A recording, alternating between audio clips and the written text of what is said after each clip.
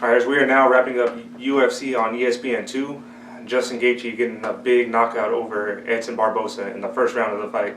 Couldn't believe it. I did predict the first round knockout, but the wrong guy. The wrong guy. How did I get it so wrong, Eric? I got my prediction right, but apparently he didn't need the wrestling to win. He just got in there and got it done with the pressure. I was surprised he came out with the freaking leg kick. Oh, yeah. First one. And he was, oh my God. You know what it reminded me of? It reminded me of Bloodsport. When Van Damme was training off those little side leg kicks with the other Muay Thai kickboxer dude.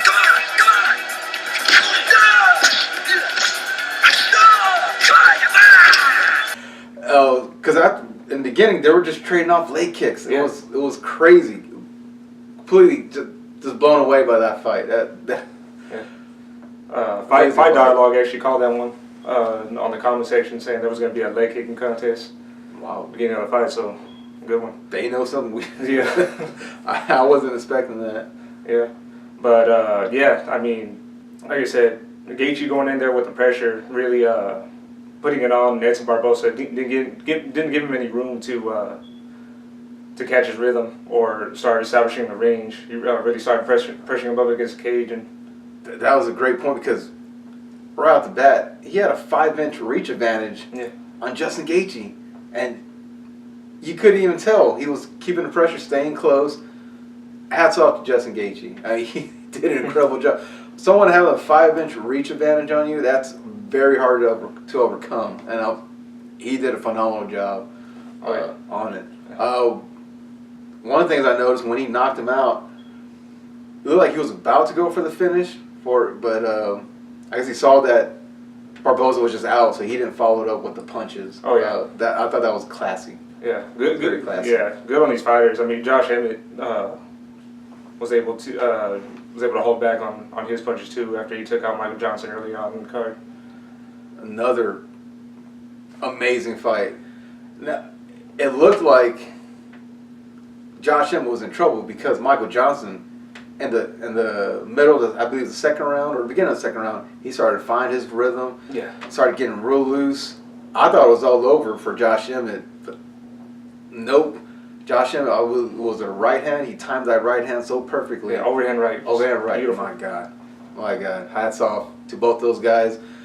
Josh Emmett coming in with a huge victory. Yeah, big win for Emmett, especially with him staying patient in there. I mean, you know, Michael Johnson was taunting him, started laughing. He did start taunting him. Like I said, in the second round, he started finding his rhythm, started finding Josh Emmett's timing, figuring out things.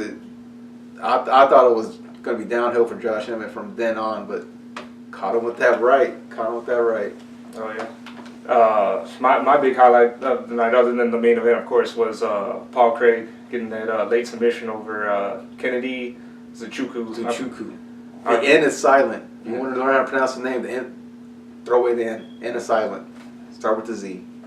Yeah, overcoming a lot of adversity, too. He was getting a lot of fouls being done by Kennedy with the cage grabbing and the fingers in the eyes. But he pulled it together and he got that late submission. I believe it was it a triangle choke? Triangle choke. Little nod to Travis Brown with the elbows in the beginning of that round. Oh yeah, the first round. Those were brutal, man. Kennedy's a scary dude. If he really sharpens his tools up and refrains from using the fouls, I think he's going to be a danger later on at 205. I'm pretty excited about this new fighters at 205. Top-notch talent coming up. John Jones better be paying attention to these guys. You got Kennedy, Johnny Walker, a lot of really tough opponents coming his way. Oh, yeah. Going back to the main event real quick, I want to talk about what do you think is next for Justin Gaethje going forward? I mean, with the mess that the lightweight division is right now, with Khabib being absent, Tony Ferguson going through what he's going through, and who knows when McGregor will be back. And then not to mention Kevin Lee jumping up to 170. Yeah. Well, just for this one fight, I believe it's just this one fight. But I don't know who else doesn't have a fight right now at 155? My pick for what's next for Gaethje is Gregor Gillespie. Gregor Gillespie's a really good wrestler. Very very aggressive, similar to Khabib. Maybe not as strong and as powerful, but definitely definitely has a style that kind of matches Khabib. I think that'd be a perfect fight for Gaethje to go in there and prove that he can go in there with the likes of Khabib and get a win. Perhaps we can, if he wins that fight, we could start talking about him getting that title shot next. That, or I wouldn't mind, since Max Holloway's jumping up in weight, I wouldn't mind seeing Brian Ortega jumping up, taking on Gaethje. That would be a great fight. He certainly has the size to fight at 155. I don't think he'll have any problems fighting at. I think he will look even better at 155. And that might be a smart move, considering there's no telling what's going to go on with the 145-pound division with Max Holloway going up in weight and trying to get the 155-pound belt. Everything's kind of in limbo right now and just kind of a mess. But let's talk about Barboza real quick. Another tough loss for him. Where do you think he goes next? I don't know. I have no idea who's next for him. How about Paul Felder? All right. Be a good fight. I'm sold. Yeah. Okay. Paul Felder's trying to work his way back up again. I think, that'd be a good fight for Barboza to try to rebound, and a good fight for Paul Felder to try to work his way up the ranks again. Perhaps Barboza moves up to 170, joins the likes of Jorge Masvidal and Anthony Pettis. Yeah, and tries to get a big win over a name at 170, and then we see him join the ranks up there. Maybe he'd be a better fighter at 170. I wouldn't mind seeing Nate fighting. Maybe that could be a possible matchup, or I don't know what's Jim Miller doing right now. Does he have a match? Jim Miller's in a slump. I mean, that'd be a good fight. It could be a good fight, good option. I think that was just something that just came to my head. It's so hard right now. That 155 division is just it's in a mess. It is in a mess. Well, I don't know. That wasn't a nasty knockout. Maybe Barboza should just take some time. Yeah, definitely. Take some time off, and maybe play around. Maybe going up to 170. That's not a bad idea. Work on some footwork as well. I think that'd be great from I talked about Justin Gaethje getting suckered into a brawl, but it was actually Barboza that got desperate in there and started winging hooks. And he was swinging pretty wildly. I was surprised he wasn't keeping his composure. He was looking for the knockout, looking for a highlight reel. Gaethje just followed his game plan and got the W. Yeah. Oh no, there's one thing I want to add. Justin, stop doing a backflip off the octagon, please. Please, we all saw what happened to Johnny Walker. Yeah. I don't want anything to happen to you, buddy. Knock that off if you're watching. I'm saying it out of love. Knock it off. Other than that, yeah, I'm good. Big congratulations to Justin Gaethje for the knockout. I'm back on track with my predictions. I'm now even on my record, 2-2. So I'm 0-2. 0-2. I think so. Yeah. I have to go back and check the archives for the tail of the tape. I think I'm 0-2. All right, I'm excited for the next one. Perhaps you could bounce back on your prediction. Yeah, you got Max Holloway going in there. Mm-hmm. All right, guys. See you next weekend.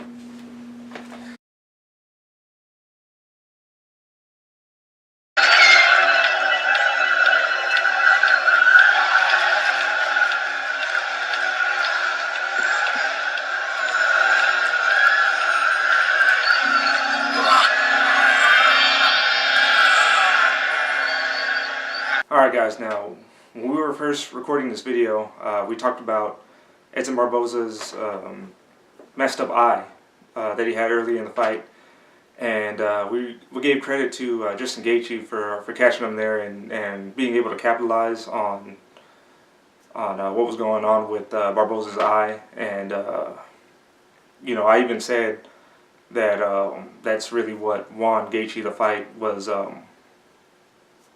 causing Barboza's inability to see.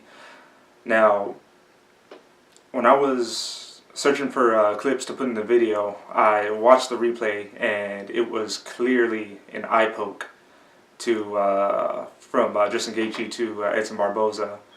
As you can see, when Gaethje was pressuring Barboza up against the cage, he had his arm extended with his fingers extended out into Edson Barboza's eyes, and clearly poked Barboza in the eye there, and just messed Barboza's eye up. As you can see, it opened up just really wide, and even later on in the fight, it was bleeding, and it was just nasty. And yeah, I mean, I had to edit, you know, the part in which we gave him credit, and you know, just looking back at it, just very disappointing that the ref didn't see that. Very disappointing that Gaethje, you know, extended his fingers out like that.